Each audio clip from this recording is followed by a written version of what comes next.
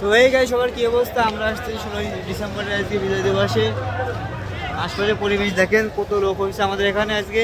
এই যে আমাদের সাথে আরো একজন আছে, আর এই আর একজন আছে আমাদের সাথে। আর এদিকে তো প্রচুর 5-7 হাজার লোক হবে এই পাশে, আবার এই সাইডেও আমাদের প্রায় 10-15 হাজার লোক হবে এই সাইডে আমাদের। মোটামুটি আমাদের ঝিনাইদহ শহরে প্রচুর লোক হয়েছে এবার, গত বছর থেকে এবারটা অনেক বেশি লোক হয়েছে। আর এদিকে আরেকজন আসছে, উকি দিকে কিরা রে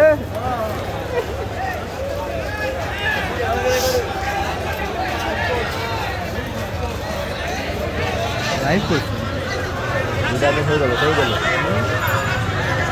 এই যে বড় পতাকা আসছে,